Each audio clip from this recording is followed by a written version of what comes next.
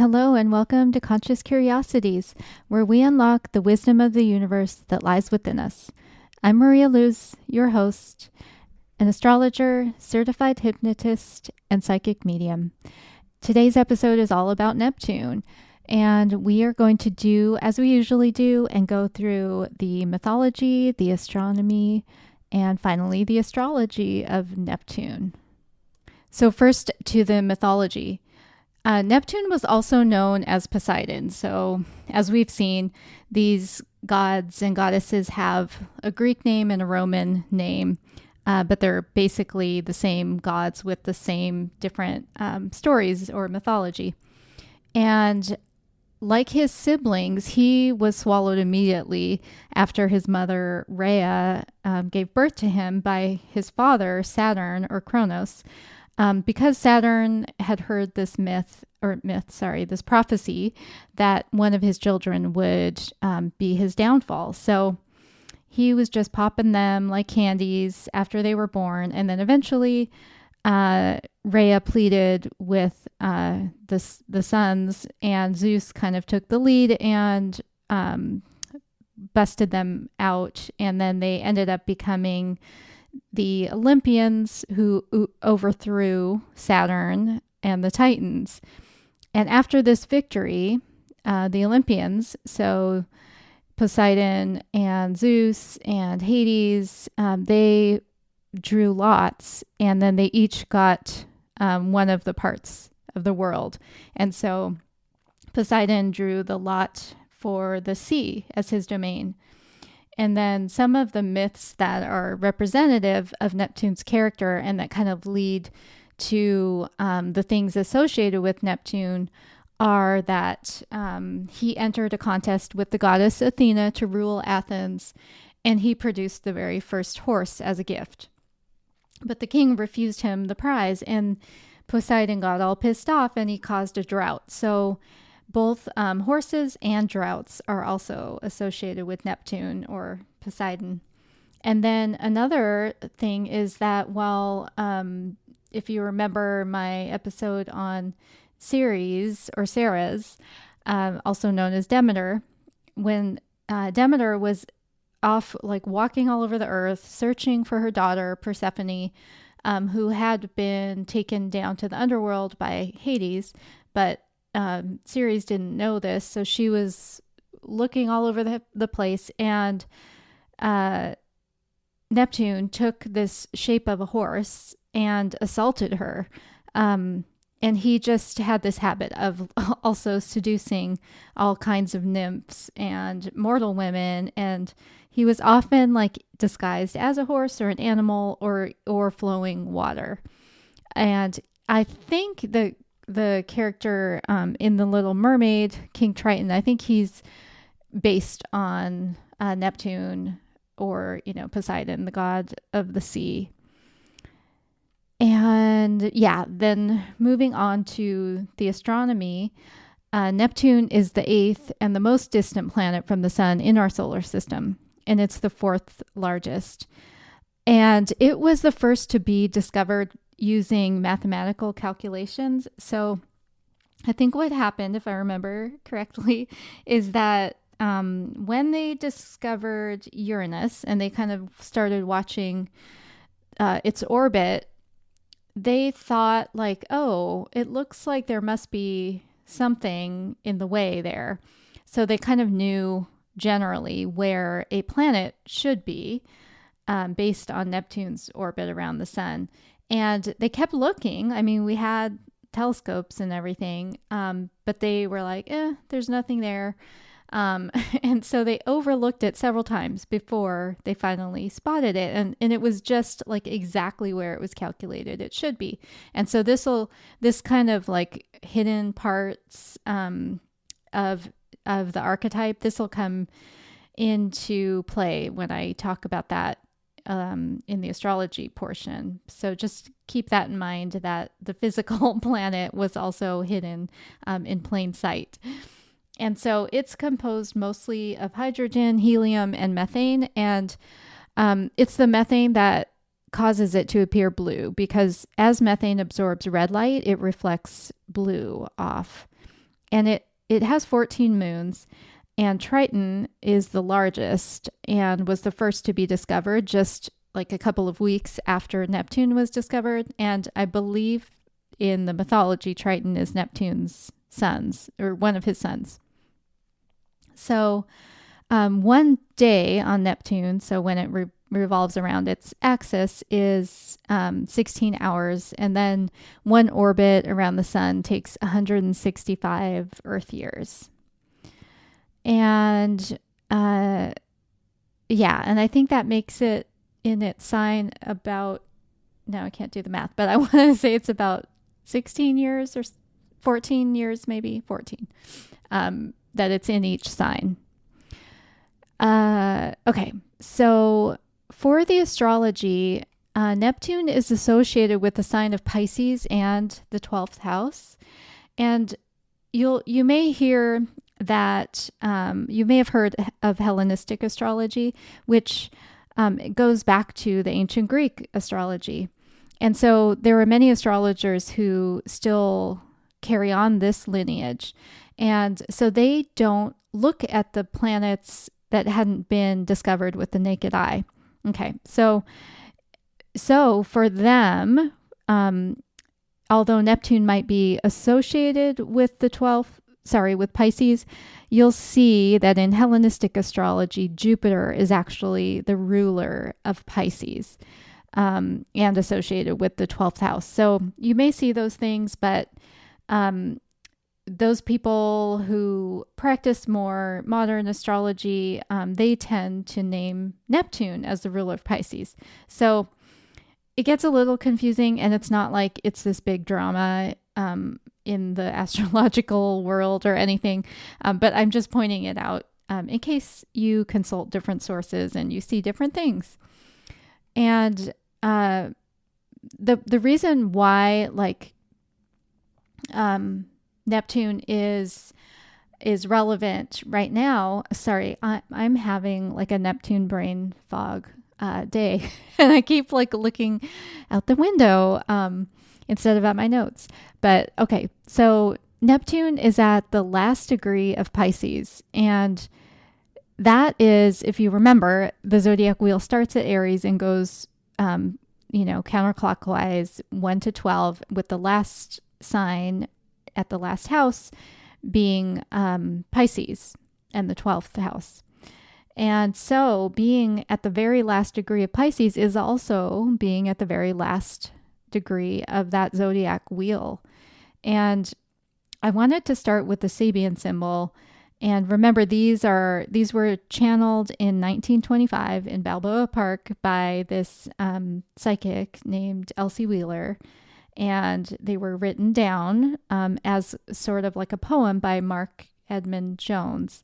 And so there's a short little type of fragment of a sentence, really, and then there's a more like poetic kind of description. And so for this degree that Neptune's at, it is: a majestic rock formation resembling a face is idealized by a boy who takes it as his ideal of greatness, and as he grows up begins to look like it.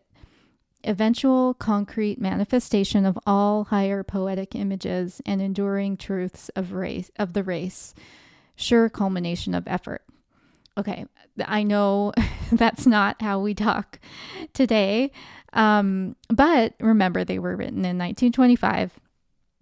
And maybe I'll put that in the show notes, because I kind of think you have to read it a couple of times. But if you can just kind of imagine, there's like this rock formation that it is a thing of nature, but it resembles a face. And this little boy like sees it, and he idealizes it as if it were a face. And as he grows up, he actually begins to look like it. So that is just very, very kind of creepy and full of a lot of Neptunian things. So I wanted to start there, and I'll break it down. But I really feel Neptune to the bone because Neptune is in my first house. So it's really like part of me, like within me. And it's in this square aspect to my sun. So I really had to learn how to work with those two energies constantly just running into each other in this 90-degree angle. And I'll talk a little bit about what that looked like later. But I think that Sabian symbol, it also gets to these key concepts that we associate with Neptune, like words like spiritual, mysticism, illusions, delusions, how we fit into the whole of the universe, what lies beneath, blurring of lines, escapism. And as with all the planets' archetypes, there is a cautionary tale as well. And for Neptune, it is that if we don't know who we are, we may allow ourselves to blur into something we are not. So kind of like that little boy in the channeled image. And the other theme that Sabian symbol shows is idealization to the point of delusion. So those are, I think, things that we don't often think about. And part of it is because there is that fine line in spirituality between belief and delusion. And obviously we could probably think of, cults and things like that. And I was thinking in my recent experience that when I practice mediumship, I have to trust what is coming through from spirit. Yet there's always this shred of a doubt, like, am I just imagining all of this? Because it seems so, it just seems so far-fetched that, I could be doing that. But I have to get over it and have that trust, which leads to this other major Neptunian concept. Because at some point, we all have some spiritual experience. At least I hope we do. Whether it is that, I've had so many of those mediumship experiences where there are just things that I could not possibly know. And they come to me either, in an image or a knowing or just a whisper. And, your spiritual experience maybe it was like looking at the Grand Canyon or having a baby or seeing that recent eclipse or just a wildlife encounter, looking into some wild animal's eyes. And when we have those moments, I think it really makes us wonder, like, wait a minute, how are all of these things possible? How is it so magical? Like, and how are we on this, rock spinning around here? And how is that related to the greater whole and all of those things? So that is also why Neptune is associated with spirituality, because of, you have to question when you're looking at illusion, delusion, idealization, etc.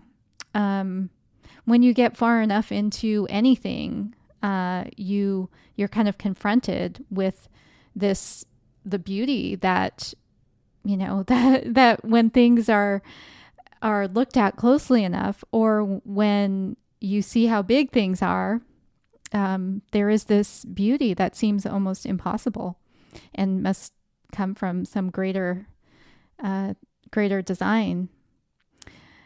And then from a practical perspective, if Neptune plays prominently in your birth chart, you may be very imaginative or drawn to the mystical.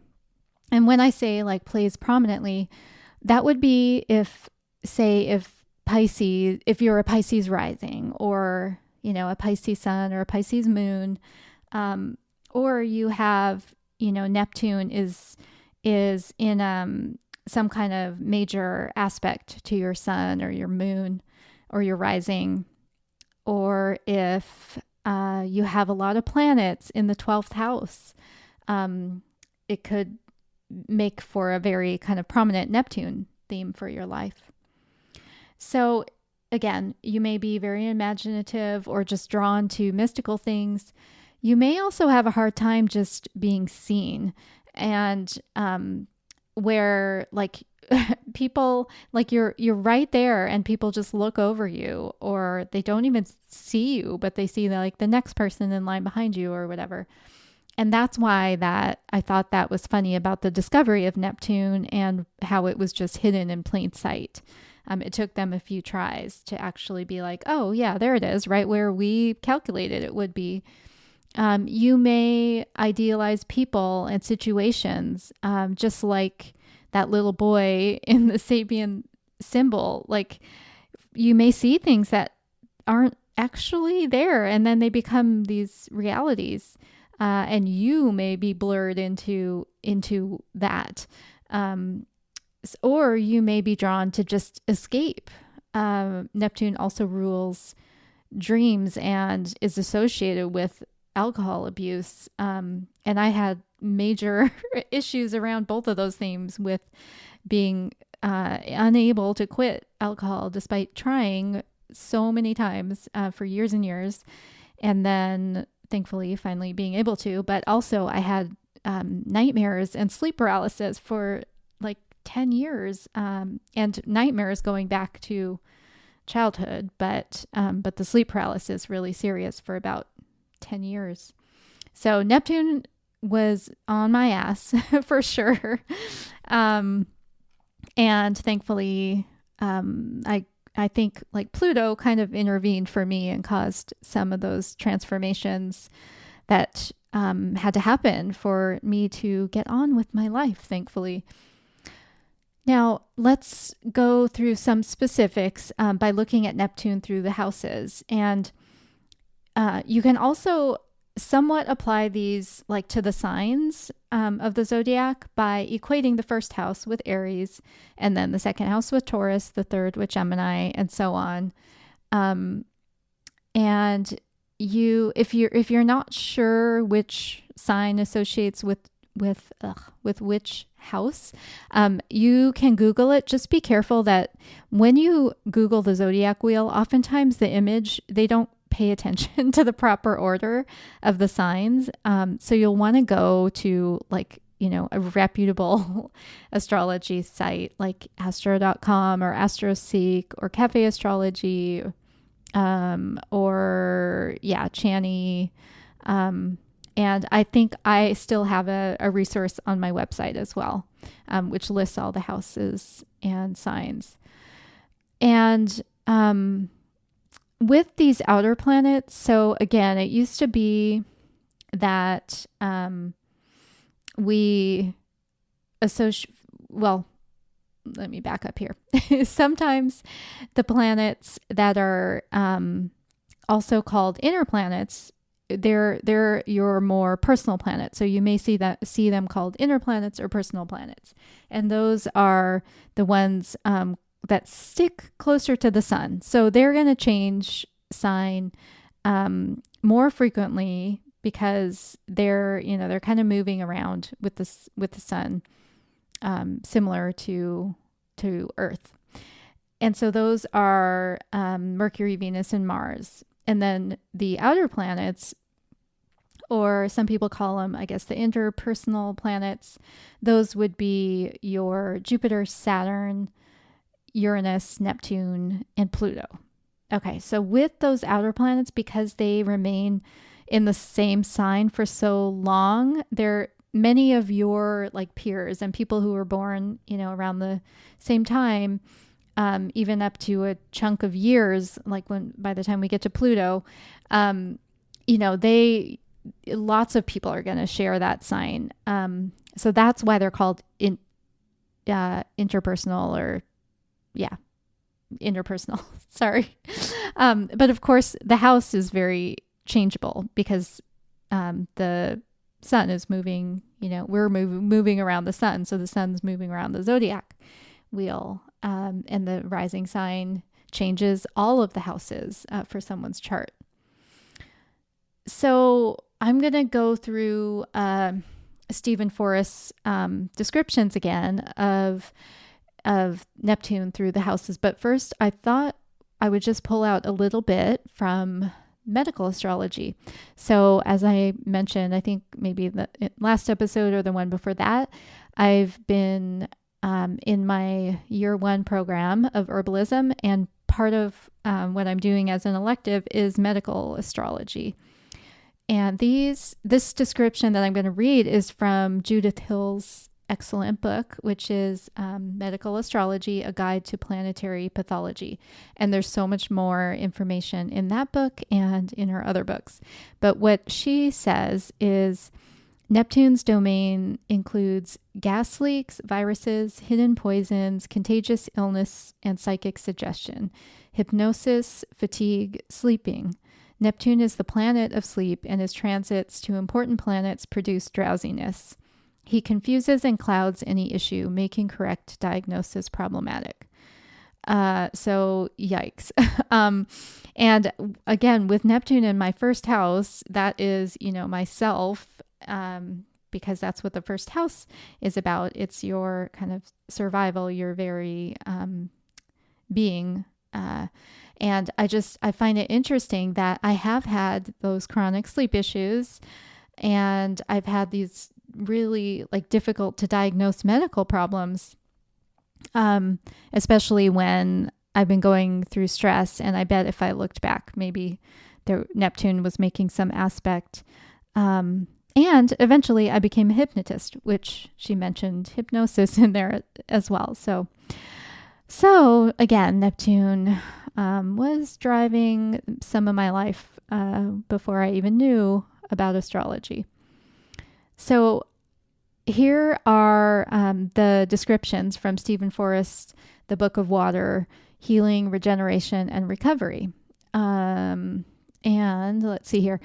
And the way, again, you would use this information, you would want to look at your birth chart and see which house, so from 1 to 12, which house Neptune is in.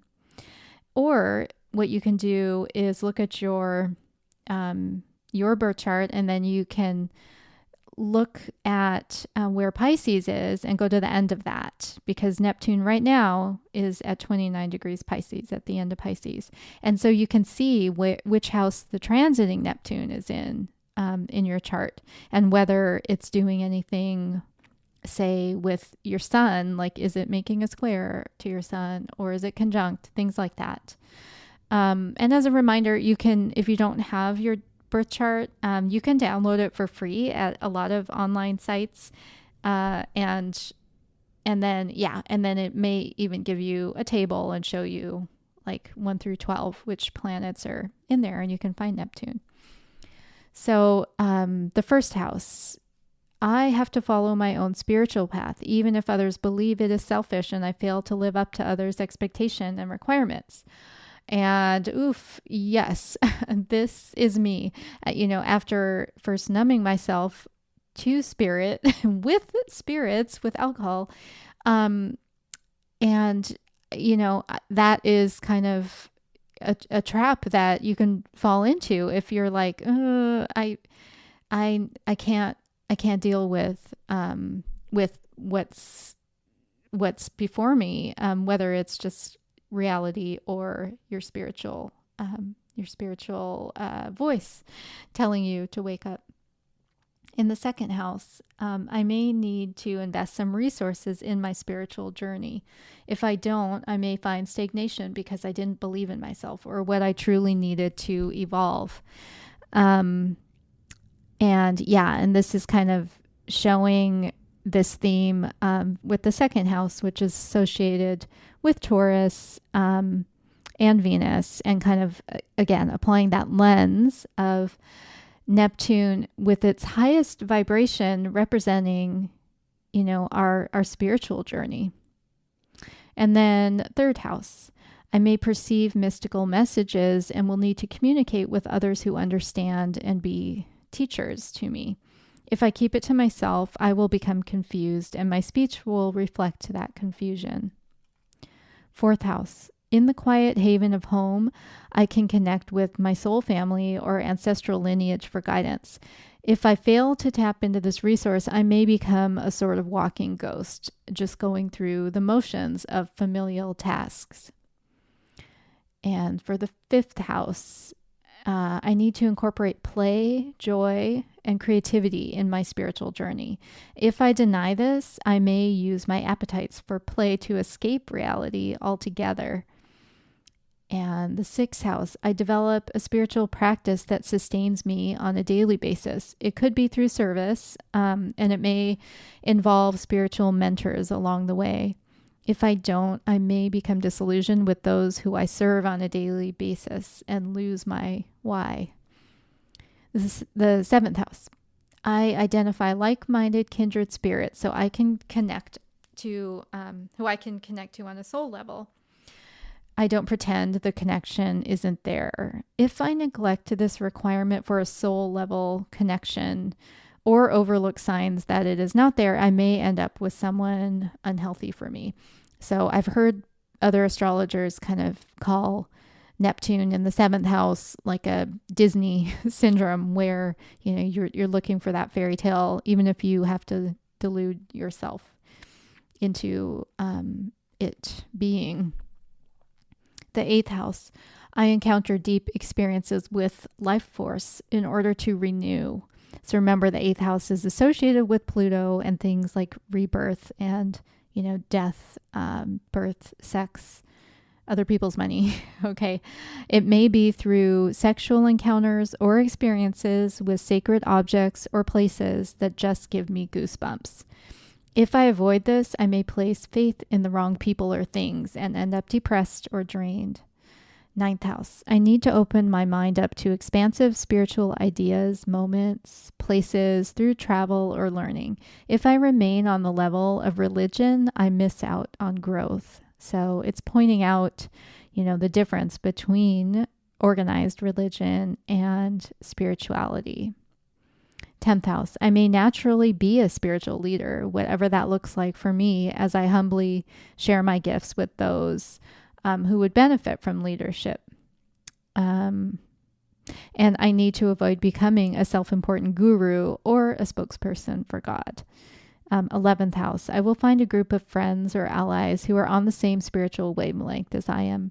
If I don't and instead focus only on social groups, I do not learn, and life with my group can become superficial or escapist. 12th house. This is like the big kahuna. I understand that I need solitary time to nurture the deep connection to source or spirit or God or whatever you like to call it, that I naturally feel. If I deny this, I may just escape or become closed off. Okay, so all of those, yeah, Neptune is pretty deep and takes, I think, just a lot of exploring, because it can be hidden from us. And also, you know, when there are planets in your 12th house, often those parts of yourself that those planets represent, those are kind of hidden as well, hidden from you. So it's really important if you do want to keep evolving, and if you're listening to this podcast, I'm guessing you want to. So it is important that you explore your Neptune. And I think for next week, I'll do a hypnotic track that is around Neptune and maybe connecting to the universe or to that spiritual side of us. So I will be working on that. And just a reminder, if you like this podcast, please share it with other people who you think would be interested. I do like to think that if more people understood astrology, they just would be so much more self-compassionate, and that in turn makes them more compassionate to others. And if you want to personally work with me, just visit my website, marialuz.online, or email me info@marialuz.online. I am just having a Neptune foggy brain day. And yeah, I offer astrology readings, or I guess more like consultations if you have specific things that you want to look at. And I also do past life regression and other hypnosis where you want to transform different beliefs or patterns that you may have experienced through your life and want to move on from. And I put the references in the show notes. And you are now empowered to be consciously curious about Neptune. Thank you and have a wonderful day.